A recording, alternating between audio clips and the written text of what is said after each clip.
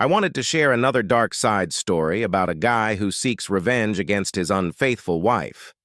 This one's different because there's no physical violence.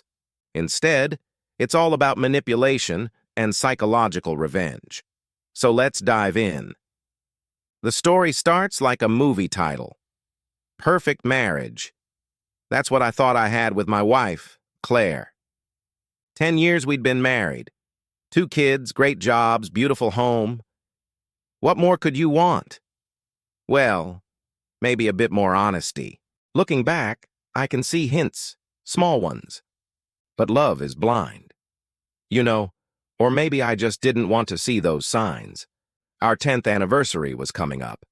And you know how it is with anniversaries. The pressure to buy something nice, something memorable. I was thinking, what does a woman really want? And then it hit me, pens. Not just any pens, mind you. Claire loved writing. She was always jotting down ideas, to-do lists, even love notes. I remember her saying once that a good pen made all the difference. Plus, it was something I could afford without going bankrupt, and I wanted to get her something nice.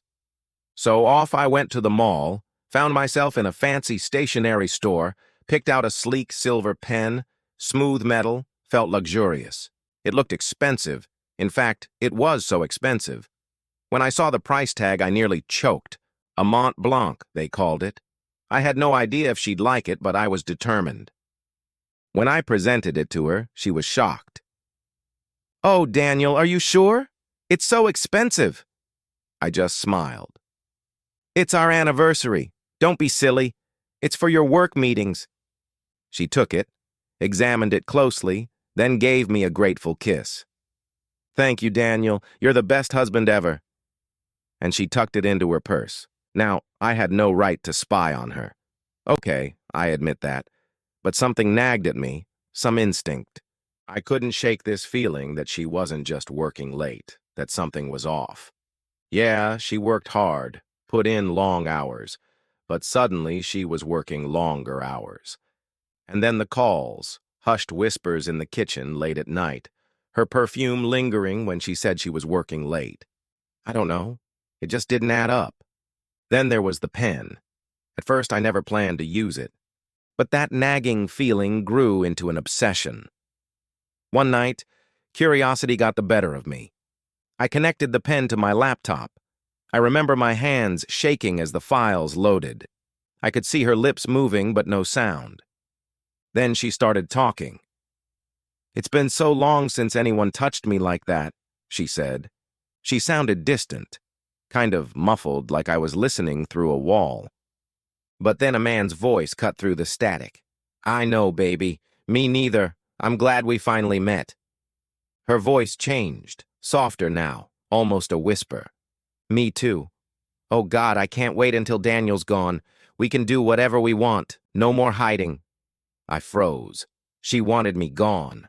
The anger surged through me, hot, cold, a mix of emotions, betrayal, disbelief, rage. But I didn't confront her. Not yet. I knew if I reacted, I'd give her the satisfaction, the power to hurt me. So I played it cool. The next morning, I woke up early, went for a run. That's my thing, you know. Running. Clears the head, burns off the anger, kind of. And afterwards, I smiled at her. Like nothing had happened, kissed her goodnight. And each day I let the pen keep recording.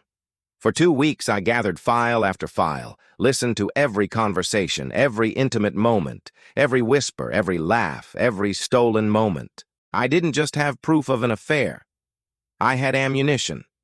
Then came the day I decided to confront her. I wanted to destroy her, not physically, but mentally, make her feel the pain, the betrayal she had caused. It was a Friday evening, you know, date night. I set the table, lit candles, poured her favorite wine, put on some music. I wanted to make it special, like our old date nights. She walked in, surprised. "What's the occasion?" she asked, looking around. I just smiled. "Just us." She poured a glass of wine, laughed nervously, sat down. Then I pressed play. The recorder was hidden under the tablecloth. I had rigged it up so it played through the speaker system. She looked confused at first. Then her smile froze. The recorder played our love notes, her whispered secrets. Tears welled up in her eyes. She tried to speak, but the audio kept playing. I stayed silent, just watching her. She looked broken. Finally, the recorder fell silent. The only sound was the soft music I had chosen. "Daniel, I can explain," she started, reaching for me. I stopped her with a raised hand. "Explain how you planned to replace me? How you laughed about me while I was paying for everything?" My voice was flat, emotionless. She looked down. Shame and fear contorted her face. "Daniel, I'm so sorry. I never meant to hurt you. Please believe me." She reached for me again, but I stepped back. The anger I had held in check now boiled over. "You wanted me out of the picture. You said so yourself." I couldn't help myself. I slammed my hand on the table, making her jump. "How could I not have known? How could I have been so blind?" The hurt in my voice cracked her composure. She collapsed into a sob, burying her face in her hands. The dam broke and tears streamed down her face. "I'm so sorry, Daniel. I never meant to hurt you. I was so caught up in Mark, in this fantasy. I never thought about you. I'm sorry." And I stood there watching her fall apart under her own lies, watching her remorse. Was it real or an act? I didn't know, and at that moment, I didn't care. As she cried, I reached into my pocket and pulled out the divorce papers I had prepared. She looked up, startled. "What? What are those?" I asked quietly. "Don't you think you deserve better than me? Than a husband who trusted you blindly? Who gave you everything and got betrayed?" Her face drained of color. "Daniel, I thought we could work through this. I thought you loved me." "I did love you. I guess I was wrong." I watched as realization dawned on her. "Oh, God," she whispered, "you planned this." I didn't reply. I just walked away, leaving her in the candlelight, the half-drunk wine, and the silence that screamed her betrayal. Revenge, they say, is a dish best served cold. In my case, it was silent. And sometimes silence destroys more than any scream ever could. I know some people might say my reaction was extreme, getting the divorce papers ready, acting like I didn't care.